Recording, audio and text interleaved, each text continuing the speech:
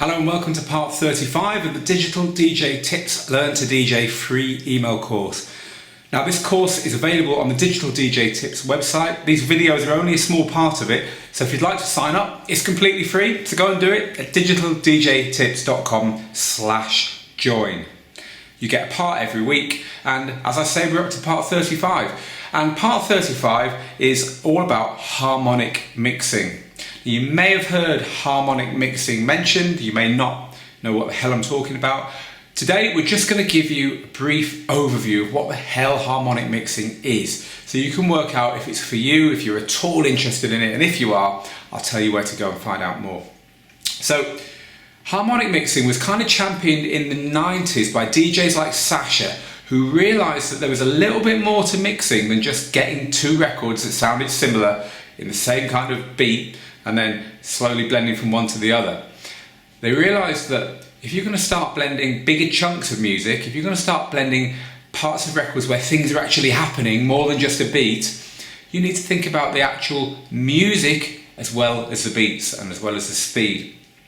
And here's where it gets very complicated, so I will tell you a little bit of the complicated stuff just so that you can see the theory underneath it, but then don't worry, there are shortcuts and easy ways, so we'll get back and make it all simpler again towards the end. So every piece of music has got a key, a musical key, and that is nothing complicated in itself. All it means is a piece of music starts on a certain note and then happens. So imagine you get a fully grown, a 6.5 foot, 20 stone footballer to sing a song.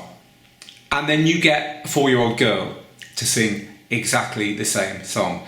And they're not going to start on the same note. The big baritone bloke's going to start right down here somewhere, and the girl is going to start on her sweet little high note like little girls do. But it's the same song. Anyone who knows that tune will recognise it. Those two people are instinctively singing the song in their own key, or in a key that's comfortable for them, and it just means the first note. Now every other note is related to that first note. It has to be, or you wouldn't recognise the tune. But none of the notes are the same. So a musical key is just a way of describing which note a song starts on. Now there's one more element. I told you it would get a little bit more difficult before it got easier. In Western music, and in the kind of music that you were mixing 99.9% of the time, there are just two musical keys types, if you like. There is major and minor. Major keys sound like nursery rhymes. They're all jolly and they're all skippy and nice. Minor keys are a bit more menacing. They've got a bit more yearning about them. They've got a little bit more sadness, if you like, a little bit more something that's not quite finished. And that drive is what gives them their minor key feel. Not surprisingly, most dance music is in a minor key because it's got that kind of bit missing, that something around the corner. And you need to know that there are two types of keys purely because they relate to each other.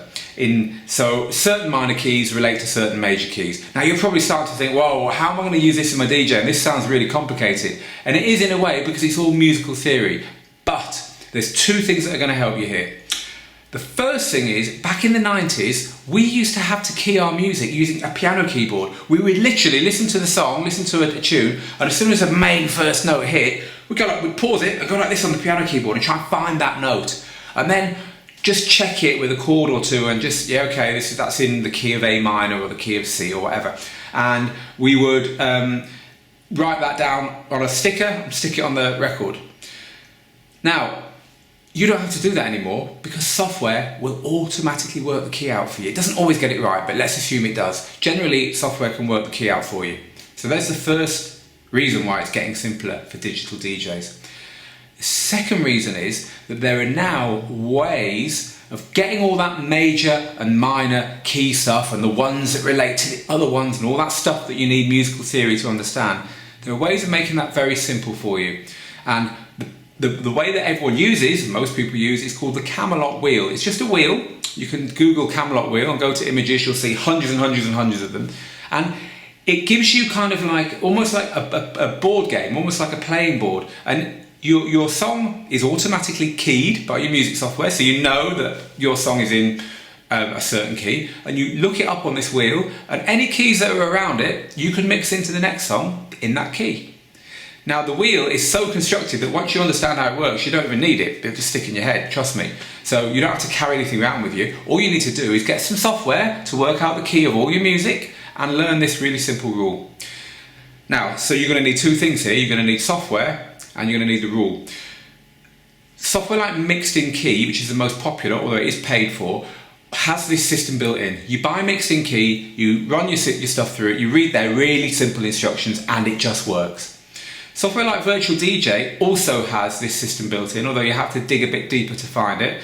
Other software, due for licensing and legal issues and stuff, doesn't have this system built in, but you can change it or you can tell it that you want to use this system by entering it all manually. It does get complicated, but the two things I want you to take away from the video are, one, software can do your keying for you, and two, once it's done and once you understand the Camelot wheel, you will be able to mix in key using your DJ software without any musical theory at all. Now there's two other things I want to make really clear in this video. Number one, you must use your ears. If it sounds rubbish, just because a piece of software tells you it sounds good, that doesn't mean jack, it doesn't mean anything. If it sounds rubbish, it is rubbish. Trust your ears. Sometimes the software gets it wrong, sometimes it just doesn't work anyway, no matter what the software says. So please always trust your ears. The second thing is, something that some of you might have just kind of worked out as I've been talking, musical key is going to alter when you turn the speed of the track up or down, isn't it? In the old days, when we mixed records and we had the record really fast to make it mix with the other one, it would go all chipmunky. We'd call it like chipmunk vocals. And there's nothing you could do. You had to mix music that was pretty close to where it was originally, or else it would start to get too high, but also too low if you slow it down.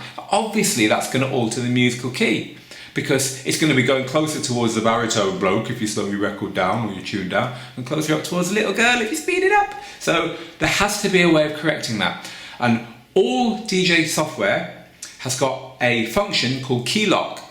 And what key lock does is stop the key going up or down when you alter the speed. Now that sounds great, but the trouble is if you alter the speed too far, it starts to sound naff, it starts to sound thin, you get artifacts in the sound that aren't what you want to hear. You can tell quite easily.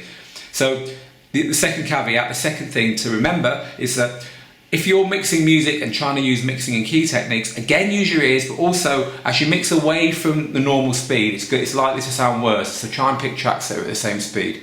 I know I've covered a lot in this video, but I've given you all you need to know to understand key mixing. All you've got to do now is go and get some software and read up whatever instructions come with your software in order to do it for yourself. And I recommend watching this again now that you've got the key concepts down, if you pardon the pun, just so that it all sinks in a little bit more and you don't get really confused when you're trying to do it. But do try it because it does stand you out from the crowd, and it is something that you couldn't master very easily back in the 90s and before digital DJing turned up, and now it really is quite easy to do, and it can stand you way apart. So have a go at it. Even if it's not for you, just have a go at it. Take 20 tunes, get some free key software, run them through the analysis and just try and do a mix, see what it sounds like.